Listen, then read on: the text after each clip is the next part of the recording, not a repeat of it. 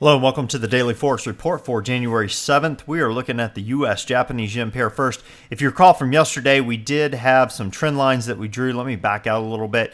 You can take a look at this. We had a short-term trend line right here, tagged a couple of points before it broke to the downside. We were looking for it to break down to the downside due to the fact that the U.S. Japanese yen pair overall has been heading up for a decent amount of time. We had a long-term trend line. What we were looking to do is go ahead and short this pair right here and look for it to come down to this point. That actually didn't occur till right here, so a little bit of room there for profit. You can see that our next target was here, and it tagged it and bounced. I mean, just right at it. And then our next target would be down to this point. We did talk about going to break even, so if you're in this one, hopefully you have gone to break even. Just from a time standpoint, looking at about 21 pips there, and here we're looking at about 61, and then of course down would be about 120. So right now I would have a stop loss at break even or just above this trend line right here. And then I would go ahead and see if it's going to break through this 87.34 mark. If it does, of course, it could run down to around the 120 worth of profit. So that was from yesterday. Let's take a look at the Euro USD from today's session. I wanted to bring up something. We have this on the 15-minute time frame. We have the U.S. session starting right here. This nice green strong bar that closes on its highs. If you notice, we do have a W formation that is triggered. If you got into it right at the end of the first 15-minute bar of the new U.S. session, that would have been right here. You can see that it ran from there on up about 83 pips or so from that time. With the W and the M formations, you want to remember that when you identify a W formation, you try to catch that leg, basically the first start of that leg right in this area, and put a stop loss, a very tight stop loss.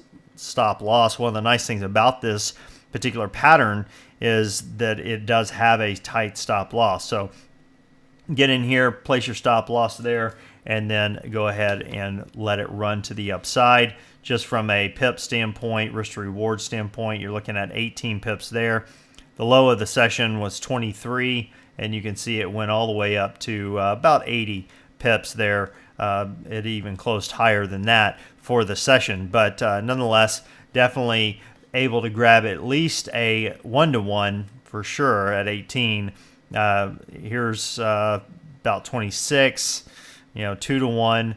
Had you got out right kind of in the middle here, that'd be about 63 pips, risking 18. That's definitely a 3-to-1, better than a 3-to-1 risk to reward. So keep an eye on these W formations. What I like to see is either at the beginning of the Euro session or the beginning of the U.S. session that the formation be on the last leg of it, or the start of the last part of it prior to going into it. So this was an ideal setup for a W formation going into that session. Now, it can happen earlier in the session. It can happen right around the when the European markets open.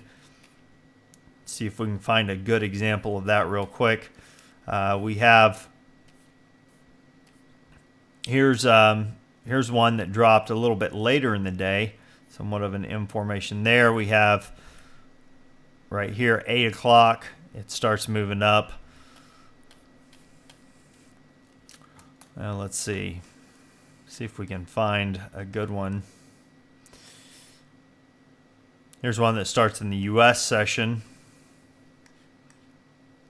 So as you go through, you can just look for potential W's and M's along the way. Here's one that starts somewhat of an M formation, not perfect, but started right here at the pound when the London session opens, and you can see it did drop pretty significantly, at least for a 1-to-1, maybe 2-to-1 if you get down into this area, before forming a W formation and heading to the upside during the U.S. session. So these can be back-to-back like this, and those days are always great when you grab in one direction, grab 30 pips or so, and then turn around, see another forming and able to grab at least another 30 on up to 60 pips.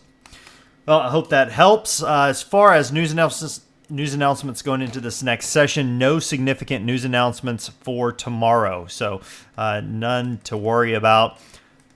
As far as ranges go in the Euro USD pair, we're looking for this pair to overall move sideways, potentially going up to 160, 130. Let me get my numbers right. 132.20, possibly down to 129.72. Look for some resistance around 131.50, and look for some support around 130.15.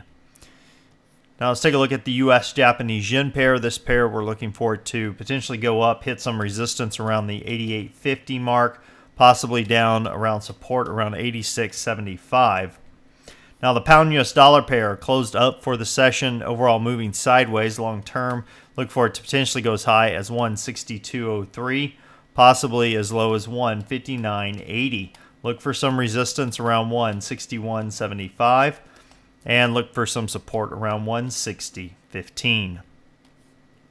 Now the U.S. Swiss closed lower. Look for it to potentially go as high on reversal up to 0.9317, possibly down to 0.9134. Look for some resistance around 0.9275, and look for some support around 0.9175. Well, that pretty much wraps us up for today. Until next time, this is Jason Fielder. Good trading.